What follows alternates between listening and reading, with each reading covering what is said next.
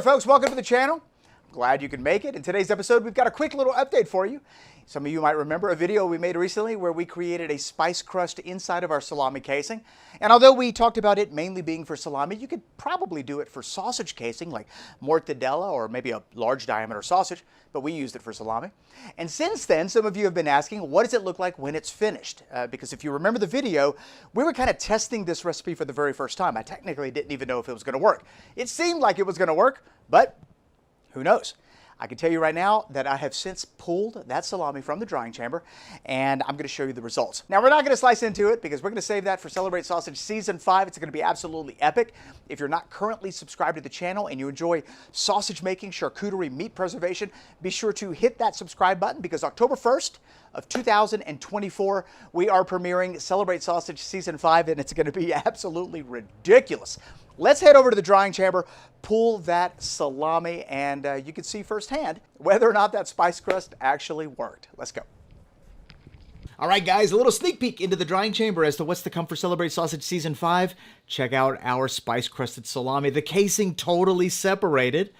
Interesting. Check out this project. Hopefully it'll be done in time. We're calling it All Roads Lead to Rome. This is almost a 12-pound salami. Absolutely beautiful. This is the most outrageous salami I've made so far. We'll save that one for later. Let's go ahead and take this spice-crusted salami out of the chamber and remove the casing. I'm not going to tell you what it is. We're going to save that for the big show here in October. But I did want to give you an update as to the spice crust because I know some of you are eager to give it a go kind of quickly. So let's cut off the tips and see what it looks like under that casing. I guess my concern now is mold. Did it get moldy? Because that's what happens sometimes when the casing separates.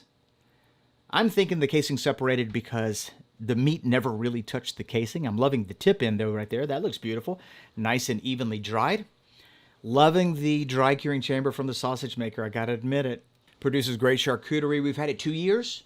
Let me know if you want a 2-year later review. I don't think we've ever actually reviewed the chamber. Anyway, as I remove the casing, a lot of residue from what looks like maybe areas that had excess glue. That's kind of what it looks like to me. What do you think? Let me know. It does flake off kind of easy, but this is kind of tedious. And yeah, I believe we're going to move on to Plan B because this is going to take way too long. So Plan B is to run it under just a little bit of warm water. And this is what it looked like after we did that. I ran it under a very slow and steady stream of warm water and then used a stiff bristle brush like this to just gently brush the salami, and it literally came off with no problem whatsoever. So that's definitely the way to do it. If you're going to be making this, you know, spice crusted recipe, no, that might be something you have to be aware of. But I am impressed as to how tightly bound the spices are to the salami. This is the exact same recipe, but without a spice crust. So you can see the difference between, you know, version 1 with the crust, version 2 without the crust. And I'm loving the crust. I got to tell you, I think it pairs perfectly with this salami. All right, guys, there you have it.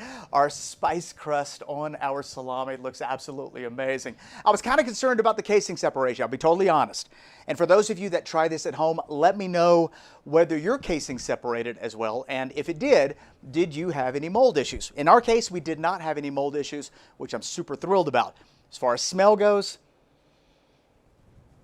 wow, this smells exactly like the charcuterie we were You know what? I don't want to give too much of it away. If you want to know what this is supposed to be, tune in to Celebrate Sausage Season 6, but we nailed it. And when you see the full video, you'll know exactly what I'm talking about. I am super thrilled about how embedded the spices are into this. In this case, we've got red pepper flakes and pepper and all kinds of beautiful spices, and they are locked in. So even when we had to run it under, you know, a little warm water, brush it with that stiff bristle brush, none of the spices came out. And you know, maybe the next time I do it, I'll put a little less glue and see if we can reduce the amount of glue residual.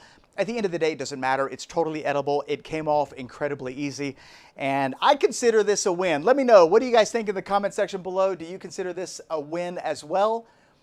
Definitely worth a shot. I know some of you have already emailed me pictures of your charcuterie with the spice crust on it, and it looks absolutely amazing. I can't wait to hear about your experience. Thanks a lot for watching this video. If you're new here, don't forget to hit that subscribe button and that notification bell. If you want to check out the original video where we actually made the spice crust, I'm going to put a link to it right here and a video suggestion at the end of this video.